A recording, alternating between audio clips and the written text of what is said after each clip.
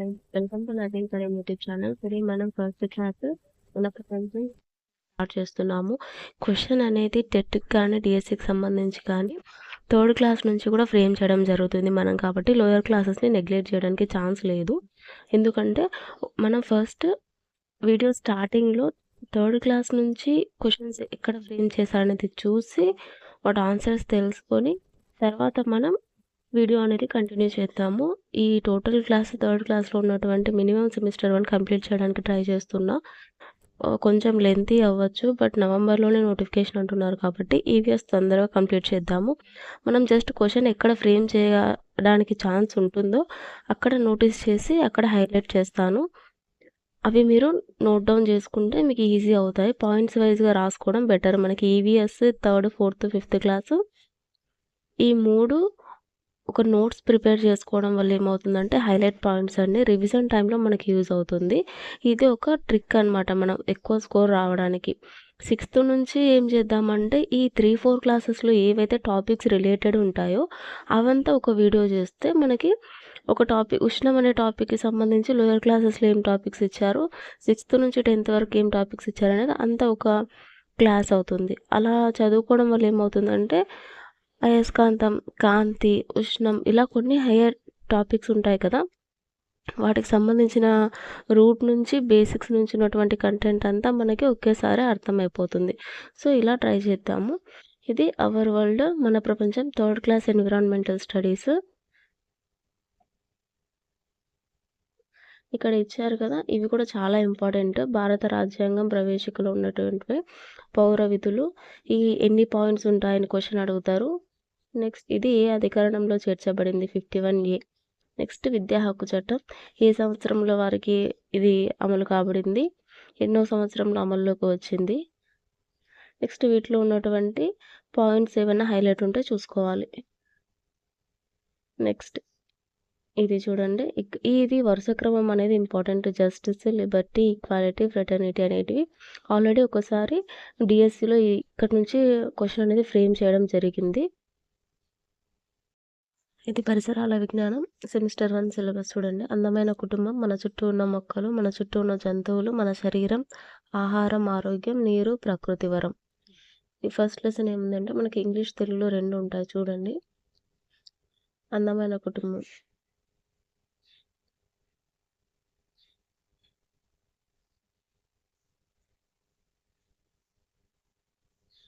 ఈ పాఠంలో ఫ్యామిలీ యొక్క రిలేషన్స్ ఎలా ఉంటాయి, ఫ్యామిలీ ఉన్నటువంటి సభ్యుల పాత్ర ఏ విధంగా ఉంటుంది అనేది ఇవ్వడం జరిగింది.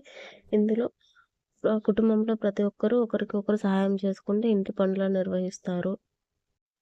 అందమైన కుటుంబంకి సంబంధించి కీ పాయింట్స్ ఇవ్వండి. మనం కుటుంబంలో నివసిస్తున్నాం. కుటుంబంలో తాత, నాయనమ్మల, తల్లిదండ్రులు, తోబుట్టువులతో పాటు పెంపుడు జంతువులు కూడా ఉండవచ్చు. కుటుంబంలో ప్రతి ఒక్క సభ్యుడు ప్రత్యేకమైన పాత్ర పోషిస్తారు. మనం కుటుంబం నుండి ప్రేమ, భద్రత, సహకారాలు పొందుతుంటాం. అన్ని వృత్తుల పట్ల గౌరవం కలిగి ఉండాలి. గ్రామంలో వివిధ వృత్తి పని వారు ఉంటారు. పిల్లలు ఉండవలసినది బడిలో మాత్రమే కానీ పనిలో కాదు. పిల్లలందరూ తప్పనిసరిగా పాఠశాలకు వెళ్ళాలి. కుటుంబ సభ్యులు లేదా ఇతర రక్త సంబంధికుల పోలికలు కలిగి ఉంటాం. సో అందమైన కుటుంబానికి సంబంధించి మనం పెద్దగా నోటీస్ చేయాల్సిన పాయింట్స్ అనేది మనకి కీ పాయింట్ ఎగ్జామ్స్ రిలేటెడ్గా ఉండవు. బట్ కానీ ఆ టోటల్గా ఆ లెసన్ వైజ్గా మనకి ఏం చెప్తున్నారు అనేది మనం ఇక్కడ నోటీస్ చేస్తాము. నెక్స్ట్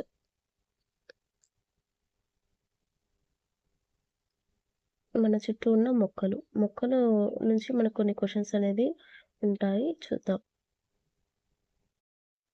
మనం మొక్కలో ఉన్నటువంటి ప్రతి ఒక్క భాగాన్ని పరిశీలించాలి. ఇక్కడ ఉన్నటువంటి వేరు, కాండం, పువ్వు, కాయ, ఆకు చూడండి. ఈ విధంగా కింద నుంచి వరుస క్రమం చూడండి. వేరు, కాండం, తర్వాత పువ్వు, కాయ, ఆకు అనేటివి ఉన్నాయి. వరుస క్రమంలో కూడా చూసుకోవాలి.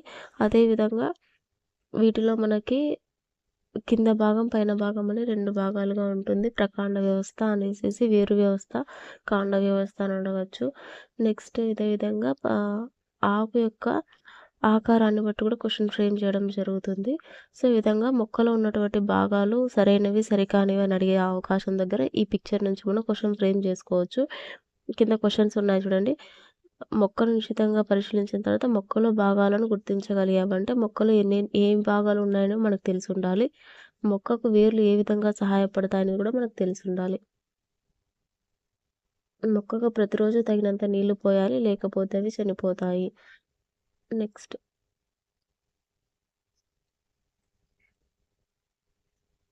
ఇక్కడ చూడండి, మొక్కల కాండాలు వివిధ రకాలుగా ఉంటాయి. ఒక్కొక్క రకం మొక్క అనేది కొన్ని ఆకుపచ్చ రంగులో ఉంటాయి, కొన్ని గోధుమ రంగులో కూడా ఉంటాయి. సో, ఆకుపచ్చ రంగులో ఉండేవి ఉంటాయి, గోధుమ రంగులో ఉండేవి ఉంటాయి. కొన్ని మొక్క కాండాలు లావుగా ఉంటాయి, కొన్ని మొక్కల కాండాలు సన్నగా కూడా ఉంటాయి. మొక్క పెరిగి పెద్దయ్యే కొద్దీ వాటి కాండాలు కూడా బలంగా మారుతాయి. సో, ఇక్కడ మనకి ఇంపార్టెంట్ ఏంది అంటే, బలమైన కాండాన్ని కలిగి ఉండేదాన్ని మ్రాను అంటాము. ఈ మ్రానులు బెరడుతో కప్పి ఉంటాయి. పెద్దగా బలంగా ఉండటం వల్ల వీటిని చెట్లు అంటాము. ఇట్లా చెట్లకి అనే వాటి ఏవి అంటే, ఉదాహరణలు ఏవి అంటే ఇక్కడ ఉండేటువంటివి మర్రి చెట్టు, చింత చెట్టు. చెట్లు అంటాం. వాటిలో ఉదాహరణ మర్రి చెట్టు, చింత చెట్టు. అంటే బలమైన కాండాన్ని కలిగి ఉన్నటువంటి చెట్లు ఉదాహరణలు అని చెప్పి మర్రి చెట్టు, చింత చెట్టు అనేటివి మనం ఆడ్ వన్ అవుట్ చేయగలుగుతాం. నెక్స్ట్, గట్టి కాండం కలిగి గుబురుగా పెరిగే మొక్కలు ఏవి అని అడుగుతారు. గట్టి కాండం కలిగి గుబురుగా పెరిగే మొక్కలు ఏవి? ఆప్షన్ పొదలు, గుల్మాలు ఈ విధంగా అడుగుతారు. సో, ఆప్షన్ ఏమవుతుంది? పొదలు అవుతుంది. ఆ పొదలకి ఎగ్జాంపుల్స్ ఏవి అంటే గులాబీ, మందార. సో, ఈ విధంగా క్వెషన్ ఫ్రేమ్ చేసేది ఇక్కడ మనకి చాలా ఇంపార్టెంట్. ఒకసారి చూసుకోండి. క్వెషన్ ఈ విధంగా అడిగే ఛాన్సెస్ ఉంటుంది. బలమైన కాండం కలిగినటువంటి చెట్లు ఏవి అని అడిగినప్పుడు కింద ఆప్షన్స్‌లో మనకి మర్రి చెట్టు, చింత చెట్టు, వేప అట్లా అడిగినప్పుడు ఇది మనం ఆడ్ వన్ అవుట్ చేస్తాము. నెక్స్ట్, గట్టి కాండం కలిగి గుబురుగా పెరిగే మొక్కలు ఏవి? గులాబీ, మందార. సో, టెక్స్ట్ బుక్‌లో ఉండే ఎగ్జాంపుల్సే మనకి క్వెషన్ పేపర్‌లో కూడా ఇవ్వడం జరుగుతుంది కాబట్టి మంచిగా చూసుకోవాలి. నెక్స్ట్, మెత్తగా ఆకుపచ్చ రంగు కాండాలు కలిగి ఉన్న మొక్కల్ని గుల్మాలు అంటారు. వాటికి ఎగ్జాంపుల్స్ తులసి, గోధుమ. నెక్స్ట్, ఏదైనా ఒక ఆధారాన్ని పట్టుకు పెరిగే మొక్కల్ని ఎగబ్రాకే మొక్కలు అంటారు. వీటిని తీగలు అని కూడా అంటారు. కాబట్టి ఇవి ఎగబ్రాకే మొక్కలకి ఎగ్జాంపుల్స్ ద్రాక్ష, కాకర. నేలపై పాకుతూ పెరిగే మొక్కలు పాకే మొక్కలు, పుచ్చకాయ, గుమ్మడికాయ. సో, ఇక్కడి నుంచి మనకి క్వెషన్ ఏ విధంగా వస్తుంది అంటే, గుల్మాలు మ్యాచ్ ద ఫాలోయింగ్ ఇవ్వచ్చు. జతపరిచే దాంట్లో కూడా గుల్మాలు ఇచ్చి వాటికి ఆప్షన్స్ ఇవ్వడం. ఎగబ్రాకే మొక్కలు, పాకే మొక్కలు. నెక్స్ట్, పొదలకి ఎగ్జాంపుల్స్ ఇచ్చేసేసి జతపరచమని ఇవ్వచ్చు. సో, ఇక్కడ నుంచి ఆ విధంగా క్వెషన్ మనం ఫ్రేమ్ చేయడానికి ఛాన్స్ ఉంటుంది. నెక్స్ట్, ఇది ఆకులో ఉన్నటువంటి పార్ట్స్ చూడండి. కాడ, ఈనె, అగ్రం, అంచు. కాడలో అంటే ఆకులో ఉన్నటువంటి పార్ట్స్‌ను కూడా మనకి ఐడెంటిఫై చేసుకోవాలి. అంటే ఇవి చూడండి, ఏమేమి ఆకులుంటాయి. అంటే ఆకుల యొక్క ఆకారాన్ని కూడా మనం తెలుసుకొని ఉండాలి. ఎందుకంటే హైయర్ స్టడీస్‌లోకెళ్ళేటప్పటికి 7థ్, 8థ్ క్లాస్‌కొచ్చేసరికి ఆకు ఆకారాన్ని బట్టి కూడా మనకి వివిధ పేర్లతో ఉంటాయి. సో, కాబట్టి ఈనెల వ్యాపనం ఏ విధంగా ఉంది, సమాంతర ఈనెల వ్యాపనం, జాలకార ఈనెల వ్యాపనం ఉంటుంది. సో, ఈ విధంగా వాటి కోసం ఇక్కడ మనకి పిక్చర్స్ అనేటివి ఇవ్వడం జరిగింది. చూడండి, చింతాకు ఆకు అనేది ఇట్లా చిన్న చిన్న ఆకులుగా విడిపోయింది. అరటాకు హస్తమాకు అంటే పెద్దగా ఉంది. ఒకటి నడిమి ఈనె ఉంటుంది. సో, సమాంతరంగా ఈనెల వ్యాపనం ఉంటుంది. సో, ఈ విధంగా ప్రతి ఒక్క ఆకు వేరే విధంగా ఉంటుంది. కాబట్టి ఈనెలు ఎన్నున్నాయి దాన్ని బేస్ చేసుకొని మనకి ఈనెల వ్యాపనం అనేది కూడా ఉంటుంది. సో, ఆ విధంగా ఇది ఇంపార్టెంట్. ఇక్కడ మీకు తెలుసా అని హైలైట్ చేశారు కదా! ఇది చాలా ఇంపార్టెంట్ చూడండి. ఆకులు మొక్కకు ఆహారం అందించే ఆహార కర్మాగారాలు. సో, దీన్ని బేస్ చేసుకొని క్వెషన్ ఏ విధంగా ఫ్రేమ్ చేయొచ్చంటే, మొక్కల ఆహారం ఈ భాగంలో తయారు కాబడుతుంది. ఆప్షన్స్ ఇస్తారనమాట. వేరు, కాండం, ఆకు, ఫలం.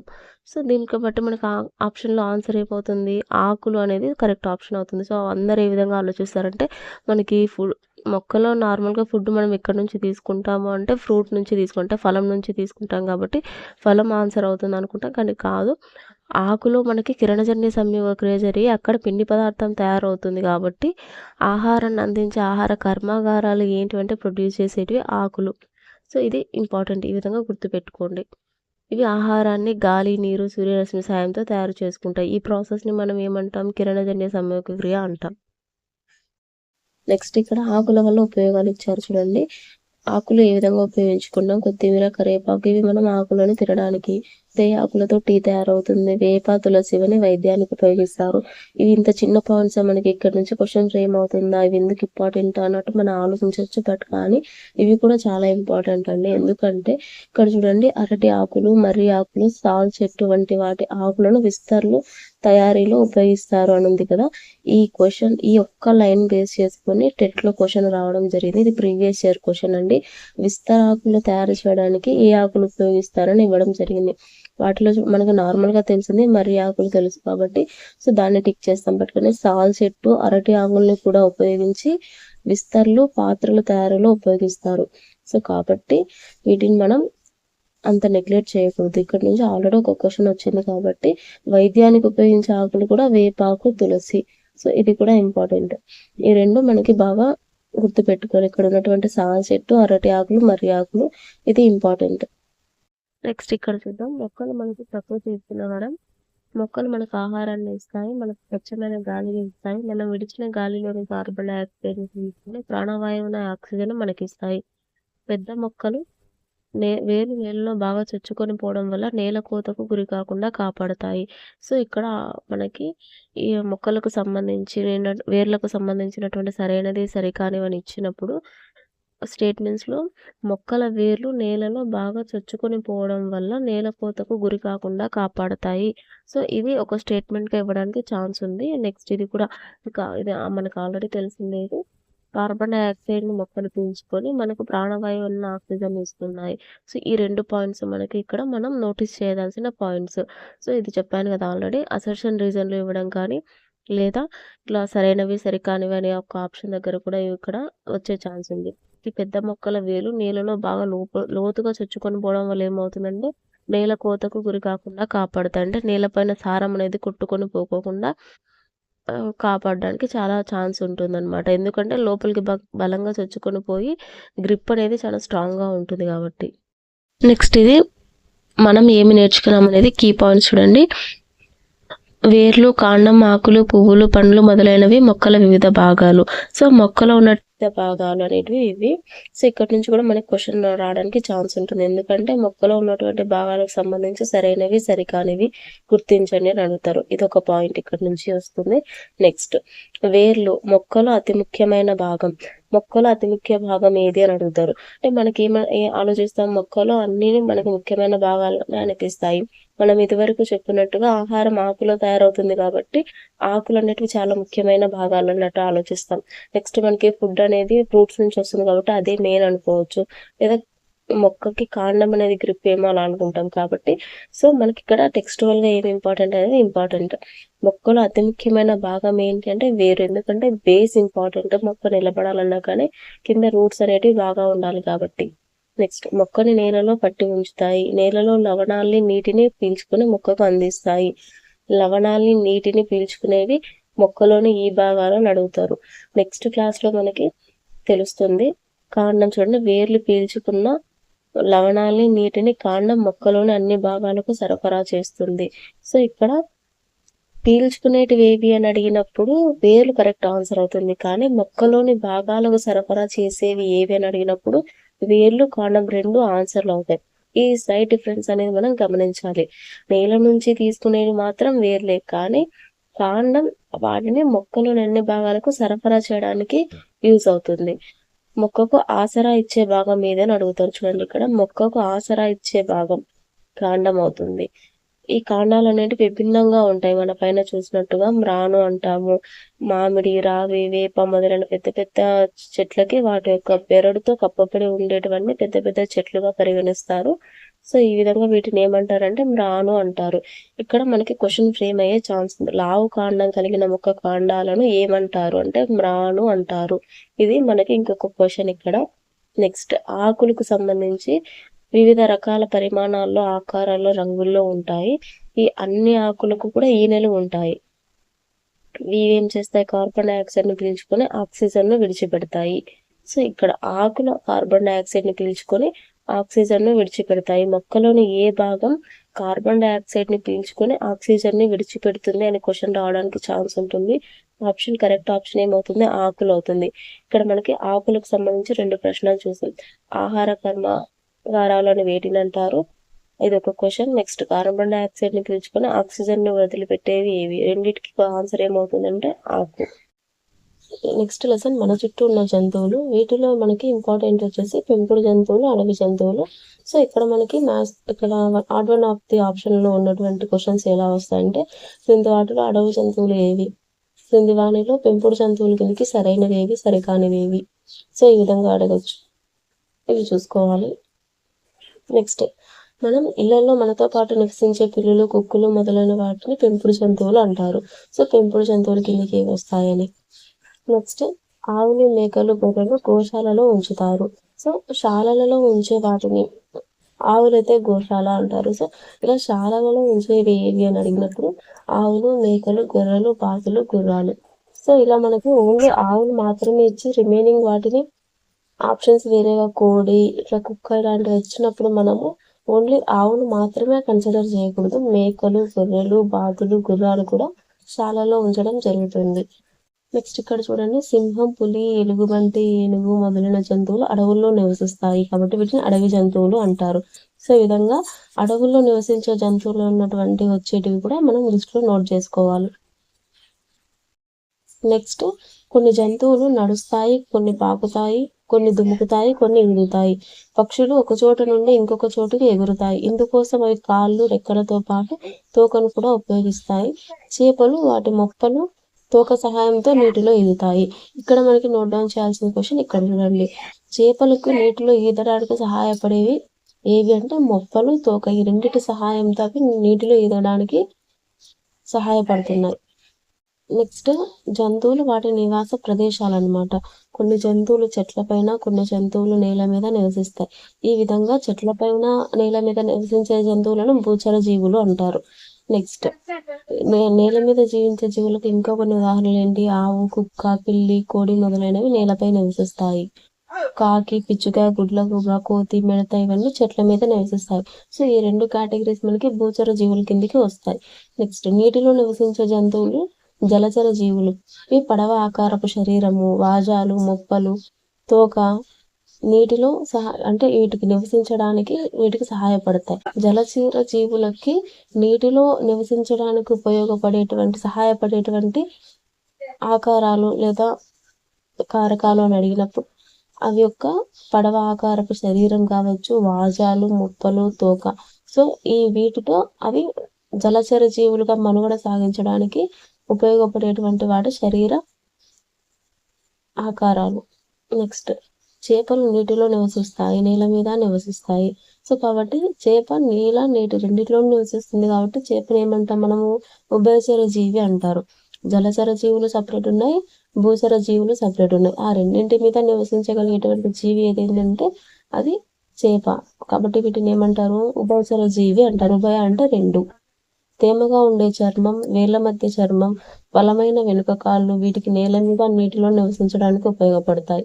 ఇది ఇంపార్టెంట్. కప్ప, సాలమాండర్ చూడండి. ఇవి రెండు మనకి ఎగ్జాంపుల్స్ ఇక్కడ ఇచ్చారు చూడండి.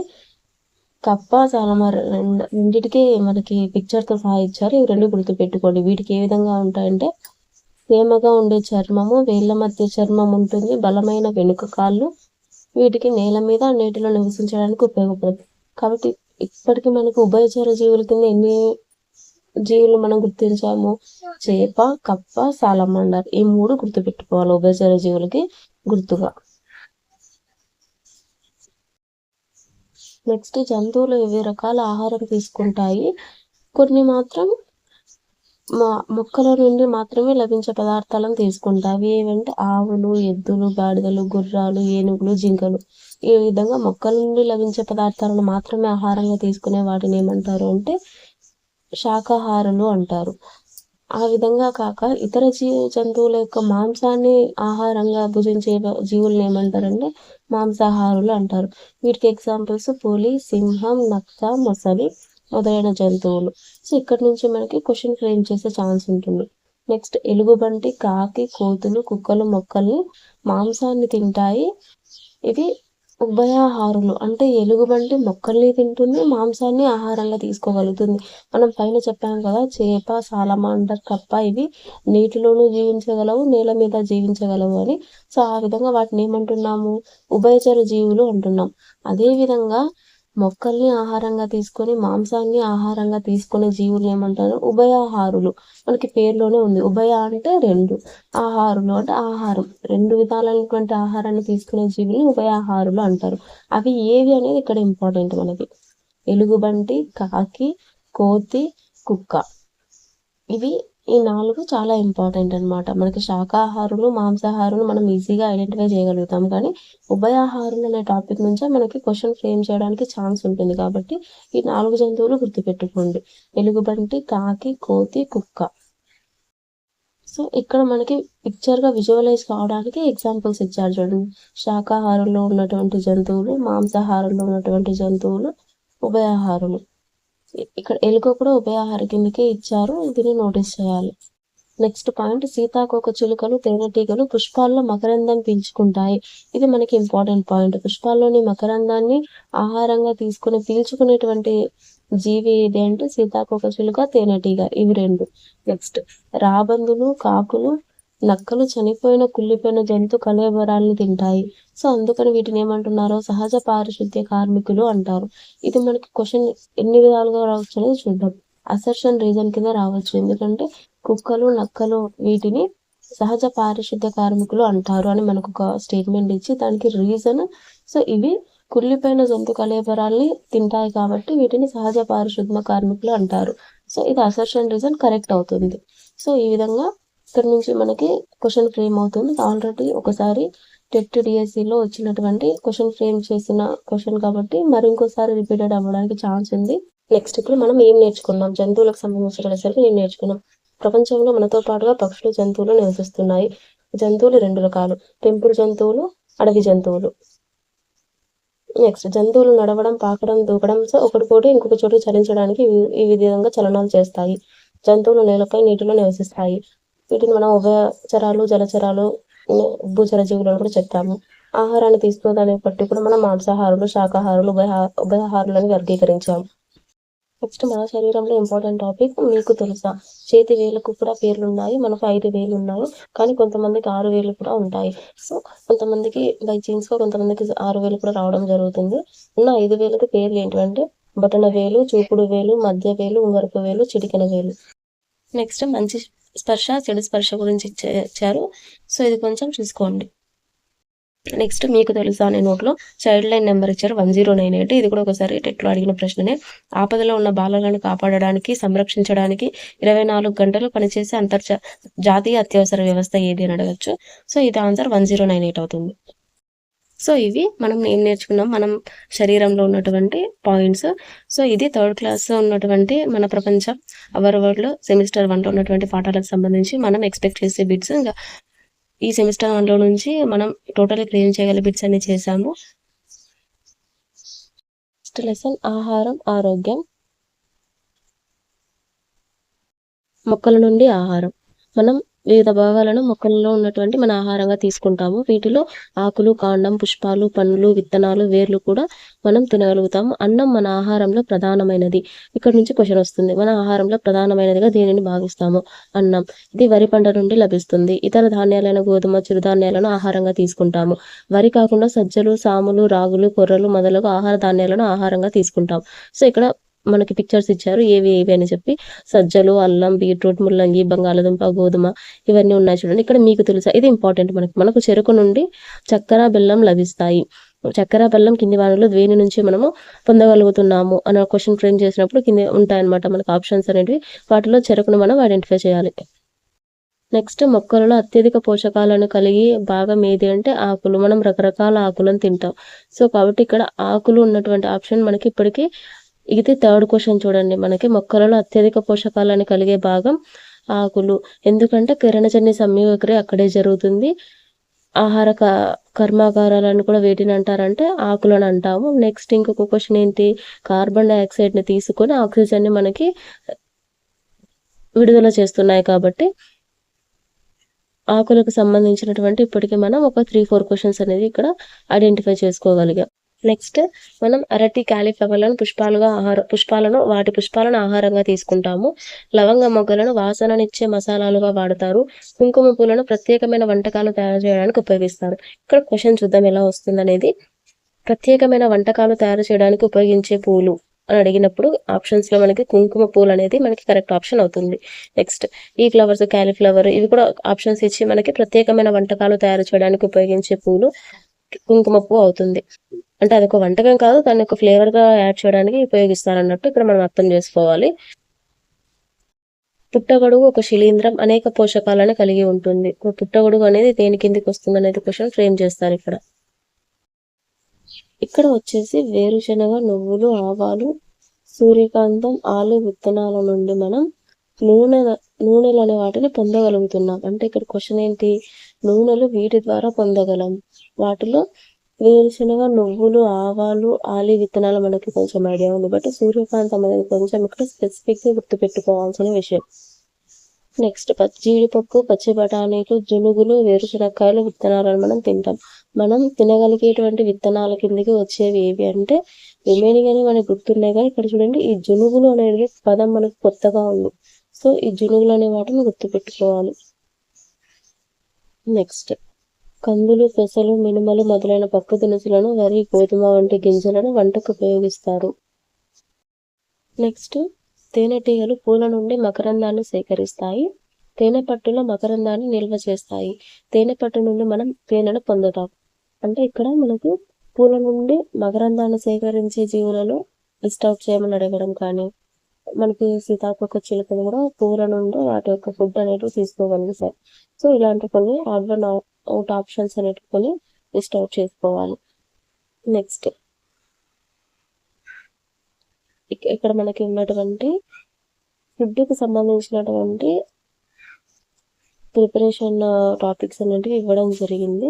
ఇక్కడ అంతా స్టోరీ అనమాట. ఇది ఉడికించి తినే పదార్థాలు ఏంటి, వేయించి తినే పదార్థాలు, కాల్చడం ద్వారా తినేటివి, ఆవిరిలో ఉడికించడం ద్వారా తినేటివి. నెక్స్ట్ ఇక్కడ పాత్రలు, ఆవిరితో ఉడికించడానికి కుక్కర్ను, తక్కువ సెగపై కాల్చడానికి గ్రిల్ను ఉపయోగిస్తాము. నెక్స్ట్ ఇక్కడ మనకి ఇవి ఇడ్లీ మేకర్స్, అంటే ఆవిరితో ఉడికించడానికి యూజ్ చేసేటివి. ఈ విధంగా మనకి పిక్చరైజేషన్ ఇచ్చారు, గ్రిల్స్ ద్వారా ఉపయోగించుకునేటివి. నెక్స్ట్ మంచి ఆహారపు అలవాట్లకు టిక్ పెట్టమంటున్నారు, ఇది చూసుకోండి ఒకసారి. నెక్స్ట్ మనం డిస్కస్ చేసుకున్న వాటిలో పక్షులు, జంతువుల ఆహారం. జంతువులకు ఆహారం ఎక్కడి నుంచి వస్తుంది. నెక్స్ట్ మనం ఏం నేర్చుకున్నాం, మన శరీరం అనే పాఠం నుంచి చూస్తాము. నెక్స్ట్ ఆహారం అనే పాఠం నుంచి ఏం నేర్చుకున్నామంటే నివసించడానికి, పని చేయడానికి ఆహారం అవసరం అవుతుంది. మొక్కలు, జంతువుల నుండి మనకు ఆహారం లభిస్తుంది. వివిధ రకాల ఆకులు, కాండం. నెక్స్ట్ లాస్ట్ లెసన్ నీరు ప్రకృతి వరం. ఇందులో ఉన్నటువంటి పాఠంలో ఉన్నటువంటి అంశాలను మనకి ముఖ్యమైనది ప్రశ్న ఏ విధంగా ఎక్కడి నుంచి వస్తుంది అనేది చూద్దాము. ఈ విధంగా మనం టోటల్ అంటే ఈ స్టోరీస్ కాకుండా ఓన్లీ మనకి ఇంపార్టెంట్ టాపిక్స్ ఎక్కడ ఉన్నాయి క్వశ్చన్ ఫామ్ చేయడానికి అని చూసుకుంటే మనకి కొంచెం ఈజీ అవుతుంది. నెక్స్ట్ నీరు లభించే ప్రదేశాలు, ఎక్కడి నుంచి వస్తుంది, ఎక్కడి నుంచి తెచ్చుకుంటున్నారు. నీరు మనకి ప్రధాన వనరు. నీరు వివిధ రకాల వనరుల నుండి లభిస్తుంది. నీటి ప్రధాన వనరు ఏది అంటే వర్షం. నీరు యొక్క ప్రధాన వనరు ఎక్కడి నుంచి వస్తుందంటే వర్షం నుంచి వస్తుంది. చేపల పెంపకంలోను, కట్టడాలలోను, నిప్పు, అగ్ని నార్పడానికి, వ్యవసాయంలోను మనము నీటిని అనేది ఉపయోగిస్తున్నామని ఇక్కడ చూడండి ఇంపార్టెంట్. మార్చి 22న ప్రపంచ జల దినోత్సవాన్ని మనం జరుపుకుంటున్నాము. ఇది మనం ఎక్స్పెక్ట్ చేయటువంటి కంపల్సరీగా వచ్చేటువంటి ఒక ఇంపార్టెంట్ క్వశ్చన్. ఇక్కడ క్వశ్చన్ ఫ్రేమ్ చేయొచ్చు చూడండి. నీరు దొరికే సహజమైన వనరులు ఏవి అంటే సముద్రాలు, నదులు, సరస్సులు, ప్రవాహులు, చెరువులు, చలమలు. సో ఇవన్నీ నీరు దొరికే సహజమైన వనరుల కింద మనం ఐడెంటిఫై చేయొచ్చు. ఇక్కడ క్వశ్చన్ రావడానికి ఛాన్స్ ఉందన్నమాట. నెక్స్ట్ నీటి కొరత గురించి ఒక స్టోరీ ఇవ్వడం జరిగింది. నీటి కొరత ఉంటే ఏ విధంగా విలేజెస్ అనేవి ఉంటాయి. పల్లెటూళ్ళలోనే మనం ఎక్కువ డిపెండ్ అవుతున్నాము, ఎందుకంటే వర్షాలు రావడం వల్లనే పంట భూములు అనేది పంటలు పండించడానికి ఉపయోగకరంగా ఉంటాయి.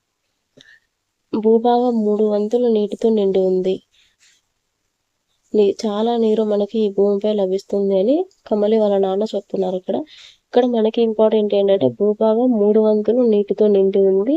చాలా నీరు ఈ భూమిపై లభిస్తుంది.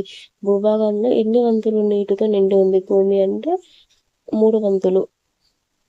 నెక్స్ట్ నీటిని వృధా చేస్తున్న విధంగానే వృధా చేస్తూ పోతే ఏదో ఒక రోజు తాగడానికి కూడా నీరు దొరకని పరిస్థితి అనేది వస్తుందని చెప్పారు. నెక్స్ట్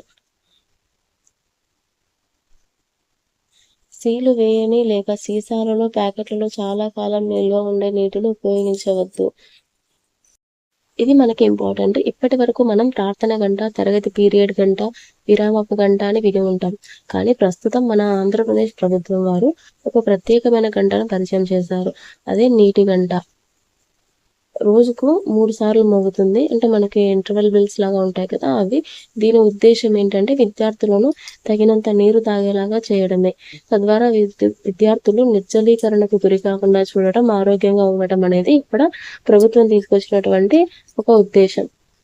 ఇది ఇంపార్టెంట్. నీటి గంట రోజుకి ఎన్నిసార్లు మోగుతుంది అంటే 3 సార్లు. ఆంధ్రప్రదేశ్ ప్రభుత్వం తీసుకొచ్చినటువంటి కొత్తగా పరిచయం చేసినటువంటి కొత్త ఉద్దేశం ఇది. ఇది ఫైనల్గా మనం ఏం నేర్చుకున్నామని పాఠం చివరిలో ఉన్నటువంటి ముఖ్యమైన అంశాలు. నీటికి సహజ వనరులు ఏవి? వర్షం అనేది ప్రధాన నీటి వనరు కింద వస్తుంది. నీటిని వృధా చేయాలి, శుభ్రమైన నీటిని మాత్రమే తాగాలి. ఇవి కీ పాయింట్స్ బేస్ చేసుకొని మనకి లెసన్ ఇవ్వడం జరిగింది. నీటికి సహజ వనరులు ఏవి అనేది ఇక్కడ ఇంపార్టెంట్ చూడండి. సముద్రాలు, నదులు, సరస్సులు, సెలయేళ్ళు, చెరువులు, ఊట బావులు. సో ఇది ఫైనల్ గా ఉన్నటువంటి మనకి ఈ వీడియో. నెక్స్ట్ మనం సెమిస్టర్ 2 అనేది ప్రాక్టీస్ చేస్తాము. ఇప్పుడు ఈ వీడియోలో ఉన్నటువంటి మెయిన్ పాయింట్స్ ఏవైతే మనకు క్వశ్చన్ ఫ్రేమ్ చేయగలుగుతున్నామో వాటన్నింటినీ ఒక నోట్స్ ప్రిపేర్ చేసి PDF చేద్దాము. ఆ PDF ని మనము టెలిగ్రామ్ ఛానల్లో అప్లోడ్ చేయడం జరుగుతుంది. మన Telegram channel name learning for you. మన ఛానల్లో ఉన్నటువంటి లోగోనే ఉంటుంది. జాయిన్ అవ్వండి. డైలీ ప్రాక్టీస్ క్వశ్చన్స్ అనేది అప్లోడ్ చేస్తాను. ప్రాక్టీస్ చేసుకోండి. Thank you for watching. మన ఛానల్లో డైలీ వీడియోస్ అనేది అప్లోడ్ చేయడం జరుగుతుంది. ఇంకా మీరు ఇలాంటి కంటెంట్ అనేది ఎక్స్పెక్ట్ చేస్తున్నారు అనేది కామెంట్లో చెప్పండి. అండ్ మన ఛానల్లో చాలా మంది అడుగుతున్నారు ఇంగ్లీష్కి సంబంధించి 3rd to 10th క్లాస్ వరకు ఒక టాపిక్ని కంటిన్యూస్గా డీటెయిల్గా ఎక్స్ప్లెయిన్ చేయమని. నెక్స్ట్ వీక్ నుంచి అదే చేయడం జరుగుతుంది. ఈ ఛానల్ని లైక్ ఇవాళ వీడియో ఇది. నెక్స్ట్ వీడియోలో కలుద్దాము. అండ్ ఇంకొక చిన్న నోటీస్ ఏంటంటే ఈ వీడియో చూస్తున్న వాళ్ళు ఎవరైనా హౌస్ వైఫ్స్ కానీ వర్క్ చేస్తూ జాబ్కి చదువుకుంటున్న వాళ్ళు కానీ ఎవరైనా ఉంటే కామెంట్లో చెప్పండి. Thank you for watching. And మన వీడియోస్ అనేది డైలీ అప్లోడ్ చేయడం జరుగుతుంది. ఈ కంటెంట్ అనేది మీకు నచ్చితే లైక్ ఇవ్వండి. టెట్ DSCకి ప్రిపేర్ అవుతున్న వాళ్ళకి డైలీ మనకి టెలిగ్రామ్ ఛానల్లో క్వశ్చన్స్ అనేటివి ఫ్రేమ్ చేయడం జరుగుతుంది. ఆ క్వశ్చన్స్కి ఆన్సర్ చేయడానికి ట్రై చేయండి. అలా మనము ఏదైతే చదువుకున్నామనే దాని మీద క్వశ్చన్స్ అనేది ప్రాక్టీస్ చేయడం వల్ల మనకి ఎంతవరకు గుర్తుంది అనే నాలెడ్జ్ వస్తుంది. మన ఛానల్ పేరు సేమ్ ఉన్నటువంటి DPలో ఉన్నటువంటి లోగోనే ఉంటుంది, లెర్నింగ్ ఫర్ యూ అని. విజిట్ చేయండి. నేను డిస్క్రిప్షన్లో లింక్ కూడా ప్రొవైడ్ చేస్తాను. జాయిన్ అవ్వండి. డైలీ PYQs అండ్ MCQs అనేది అప్లోడ్ చేయడం జరుగుతుంది. ఆన్సర్ చేయండి. మన ఛానల్ నుంచి ఇంకా ఎటువంటి కంటెంట్ అనేది ఎక్స్పెక్ట్ చేస్తున్నారు అనేది కూడా నాకు కామెంట్లో చెప్పండి. నేను ట్రై చేస్తాను. ఇంగ్లీష్కి సంబంధించినటువంటి 3rd to 10th ఒకే టాపిక్ని బేస్ చేసుకొని అన్ని క్లాసెస్లో ఉన్న కంటెంట్ చెప్పండి అని అడుగుతున్నారు. సో నెక్స్ట్ వీక్ నుంచి నేను అదే ప్లాన్ చేస్తున్నాను. సో 6th నుంచి 10th వరకు నా రిలేటెడ్ టాపిక్స్ ఏవైతే ఉన్నాయని నోట్ చేస్తున్నాను. కాబట్టి మీకు నెక్స్ట్ వీక్ నుంచి ఇంగ్లీష్ టాపిక్స్ అనేటివి కంటిన్యూగా ఒకే టాపిక్ అనేది లాంగ్ వీడియో అప్లోడ్ చేయడం జరుగుతుంది. వీడియోస్ కొంచెం లెంతీగా అప్లోడ్ చేయడం జరుగుతుంది కాబట్టి వాచ్ చేయండి. నెక్స్ట్ ఇంగ్లీష్కి ఉన్నటువంటి వీడియోస్ని చాలా మంది విజిట్ చేశారు. థ్యాంక్ యూ సో మచ్ అండి నన్ను సపోర్ట్ చేస్తున్నందుకు. ఈ వీడియోస్ మీకు హెల్ప్ఫుల్ అవుతున్నాయి అనుకుంటే సబ్స్క్రైబ్ చేసుకోండి. ఎందుకంటే ఏ వీడియో పోస్ట్ చేసినా మీకు నోటిఫికేషన్ రూపంలో వస్తుంది కాబట్టి మీరు చూడగలుగుతారు.